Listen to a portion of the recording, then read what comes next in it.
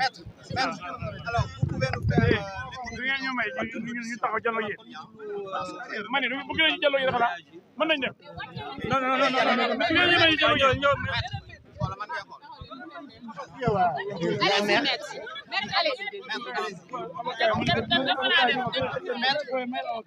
l'économie de l'audition de votre client. Bon, on va y aller. Oui. On va y aller. S'il vous plaît, ouais. C'est bon. Allez-y, maître. Voilà, ce qu'on peut retenir, c'est que notre client et ami, Amadou Mansour Faye, a été entendu. La commission d'instruction de la Haute Cour de justice lui a notifié les charges qui ont été retenues contre lui. Ces charges sont celles qui figurent dans la résolution de l'Assemblée nationale. Nous devons simplement préciser que, comme vous le savez tous et comme les Sénégalais le savent,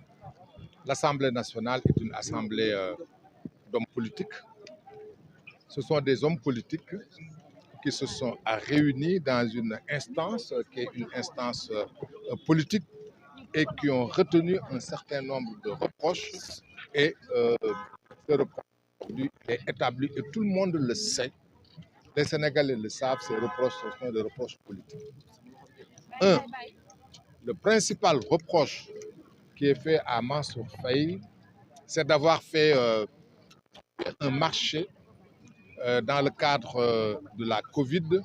un marché de riz, dans le cadre du programme de résilience économique et sociale, et on lui reproche d'avoir fait une surfacturation.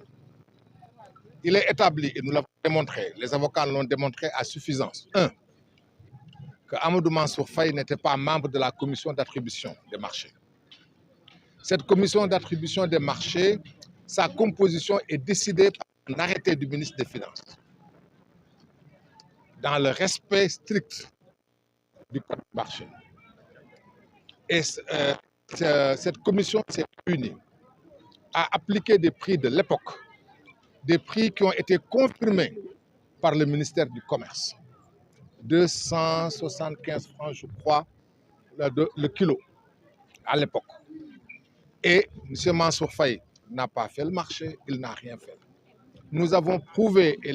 à suffisance, qu'il n'est absolument à rien intéressé, ni dans le marché, ni dans quoi que ce soit. Ça, c'est la première chose. La deuxième chose, nous avons démontré à suffisance et nous avons prouvé avec éléments à l'appui que c'était un appel d'offres. Un appel d'offres a été lancé, 30 sociétés ou personnes ont soumissionné, 30. Et chaque soumissionnaire a vu son dossier traité. Et le PV de la réunion a été publié. Et ce sont les mieux-disants, les 4 mieux-disants. Et en droit, on les appelle les moins-disants qui ont été choisis. Et ce n'est pas Mansour Faye qui les a choisis. Par conséquent, si aujourd'hui il est retenu pour ce délit, pour cette infraction, il ne fait absolument l'objet d'aucun doute que c'est une commande politique. Parce qu'il n'est en rien concerné. Et il l'a démontré. Il n'était pas obligé de faire des déclarations. Et il l'a fait, ces déclarations, pour apporter la preuve qu'il n'y est pour rien. Malgré tout ça, malgré le fait que nous avons déposé une requête aux fins de contestation sérieuse, et notre requête, nous vous la communiquerons. Pour une fois, nous avons décidé de communiquer à la presse les documents que nous avons déposés pour que les journalistes que vous êtes, historiens du présent que vous êtes, que vous soyez au courant de ce que nous avons fait, que vous soyez informés avec précision de nos requêtes, que vous les lisez, que vous passez l'information,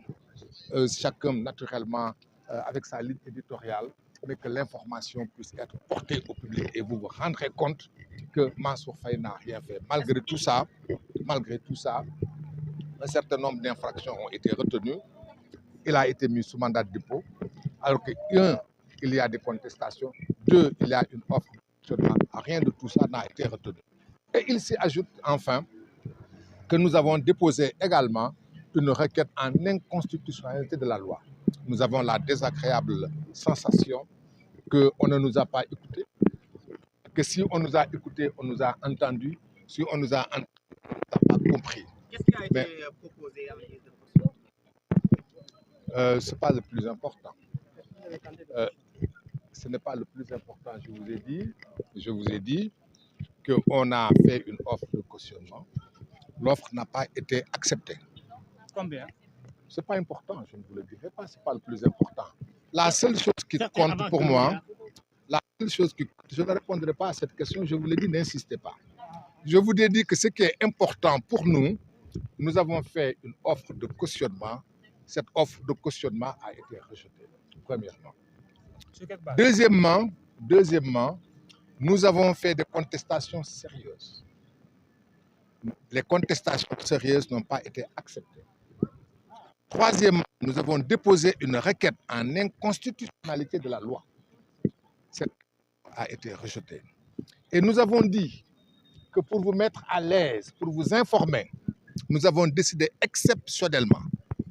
Nous n'avons pas besoin de fuite. C'est nous qui vous donnons les différents documents que nous avons déposés, notamment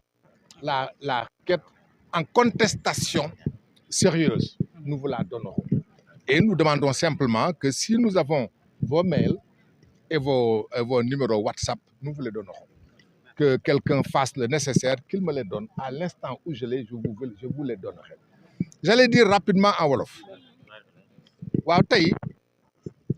dafa am loo xam ne bi faaw ñu wax que nit ñi ba ñu xam ko tey Mansour Faye bi ngeen ko yëgee assemblée nationale moo jóg wote ne dañu bëgg ñu atte ko xam ngeen loolu li gën a doy waar la ndax fii Sénégal li ci ëpp bokk képp ku ñuy atte procureur moo lay jël yónnee la waaye bii du procureur moo ko yónnee assemblée nationale moo ko jël assemblée nationale nag ak lu ñu koy mënti respecté ak lu mënti doon assemblée nationale la boo xam ay politiciens ñoo fa nekk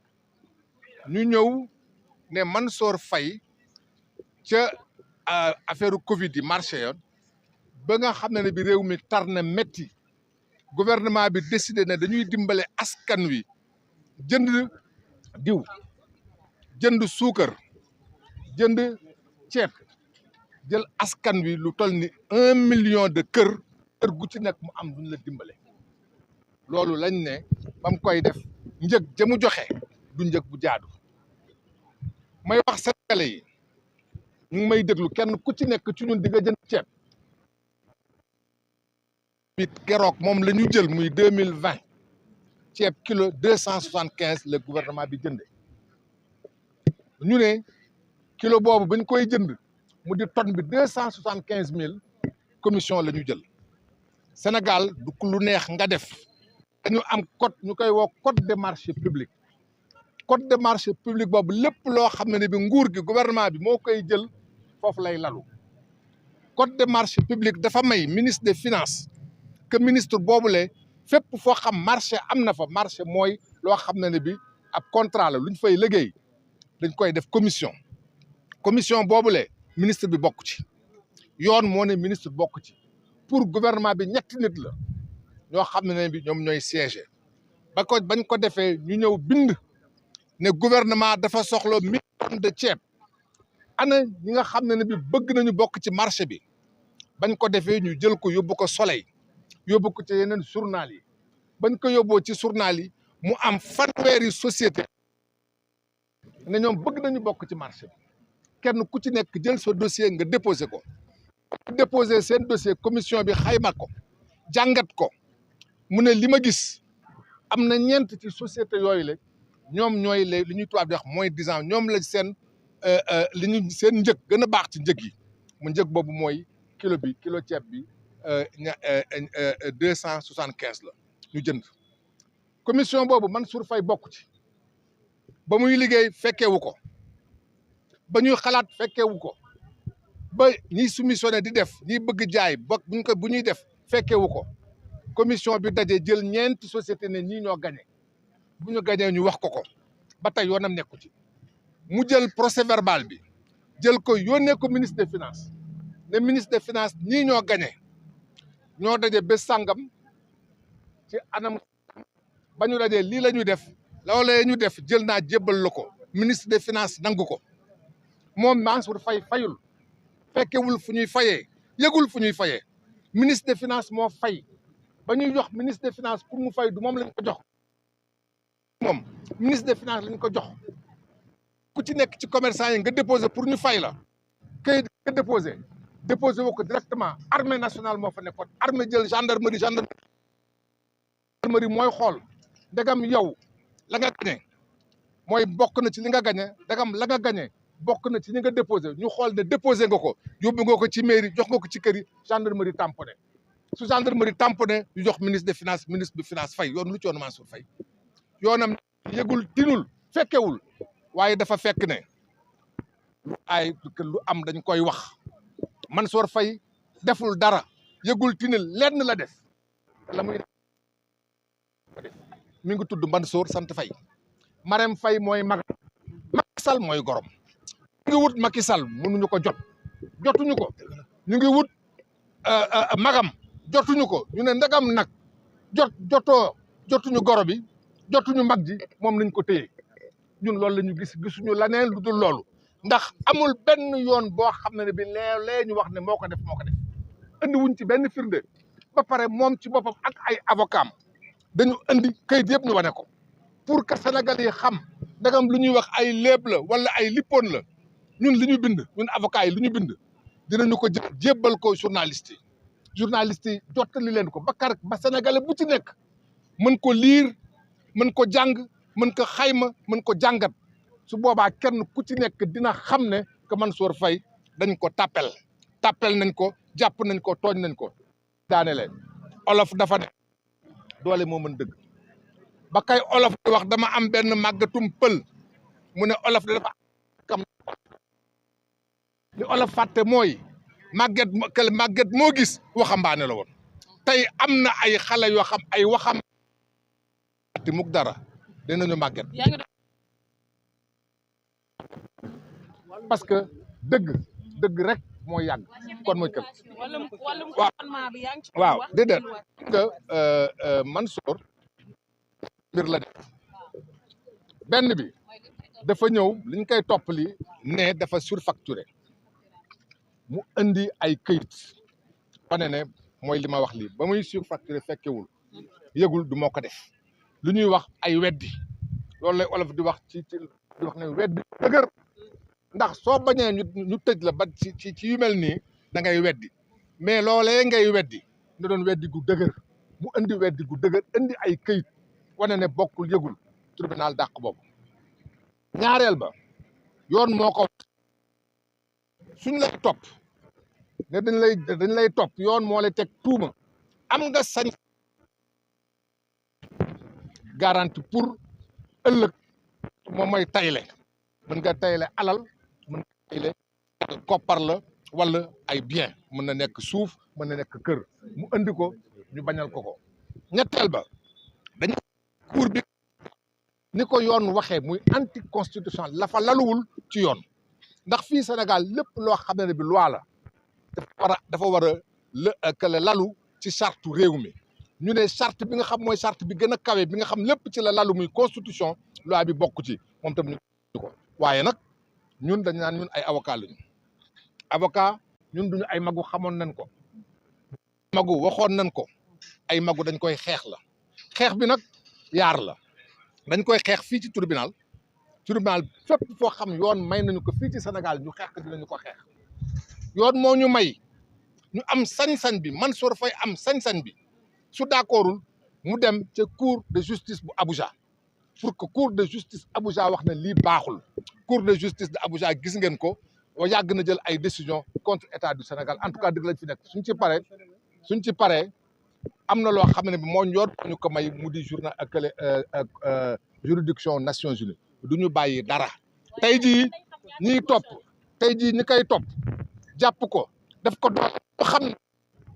que ay avocat Mansour Faye ñoom lu mu leen jaral ñun def ñu ko jaral waaye ñun nag lim ñu ko jaral ci yoon la du ñu def dara lu dul ci yoon fépp foo xam ne fi dinañu ko xeex lépp loo xam dinañu ko xeex dina ci ànd ak fulla dina ci ànd ak xarañ dina ci ànd ak fit ak jom dinañu ko def. lan moo tax sàkku wala ñu place ko sous contrôle judiciaire parce que mandat de dépôt ci option lépp lu ñu yoon may def nañ ko may nangalu ñu dara merci.